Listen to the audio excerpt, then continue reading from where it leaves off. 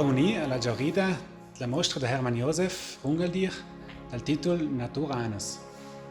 Hermann Josef Rungeldier che aveva motora da 49 anni il primo anno del circolo, e riunì da motora che stanno l'anno di 100 anni del circolo. È stato un bel percorso, quello è iniziato con la prima mostra nel 2015 con Hermann Josef Rungeldier in galleria a Bolzano. Il pubblico ha accolto da subito con interesse e con entusiasmo il suo lavoro.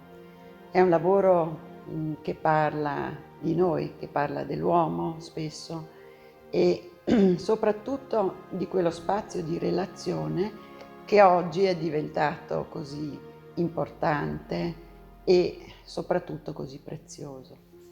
Ovviamente nell'utilizzare il corpo, ecco, è un artista che non cerca mai sensazionalismi, ma cerca di dare intensità ad ogni gesto, un gesto che porta ad un racconto.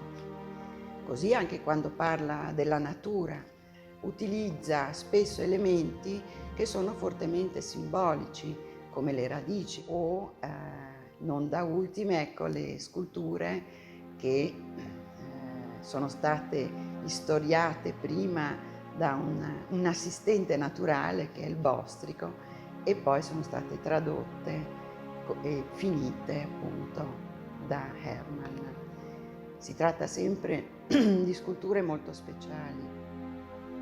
Quindi ecco, vi invito a una buona visita, a una visita osservando proprio i particolari di ciascuna scultura, e sono proprio questi particolari che daranno l'avvio e il senso ad ogni racconto di ciascuna scultura.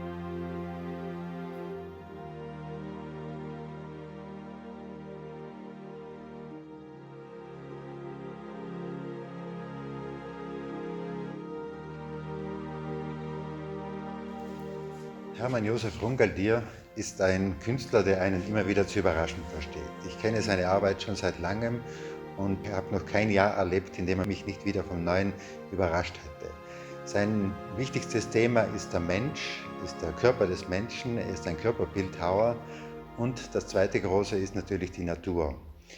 Und das Überthema ist das Verhältnis Mensch-Natur, und darum geht es in dieser Ausstellung im Besonderen. Hermann Josef Rungeldier sucht die Schrift oder die Sprache der Natur zu lesen und sie in eine Bildhauersprache zu übersetzen, die diese Sprache der Natur für uns Menschen verstehbar, lesbar macht.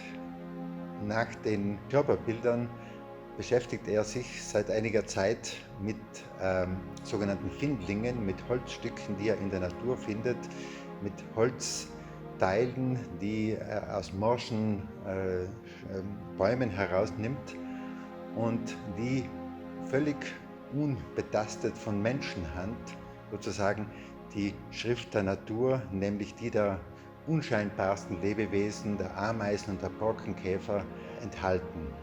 Diese Tiere bearbeiten ja das Holz auf eine Weise, dass wir durchaus von einer Schrift sprechen können. Und diese Schrift oder diese Strukturen nimmt Hermann Josef Rungeldier, um sie in die Bildhauersprache zu übersetzen. Er macht das so, dass er die Teile mitnimmt, sie von einem Laser einscannen lässt und sie dann mit hochtechnischen digitalen Geräten sozusagen in Replikas übersetzt und sie in der Größe verändert, also ins Monumentale, ins Bildhauerische eben überträgt. Aber immer geht es dabei um seinen eigentlichen Leitsatz, um das Verhältnis zwischen Natur und Mensch, das er für sich selbst so definiert: In der Menge ist man allein, in der Natur nie.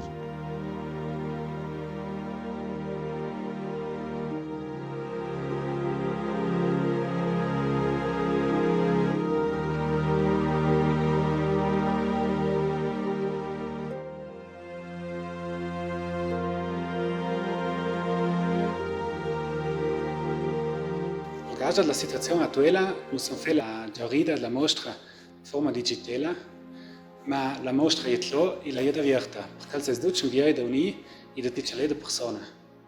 Il potrebbe 5 persone all'ida a tutte la mostra, teniamo la distanza.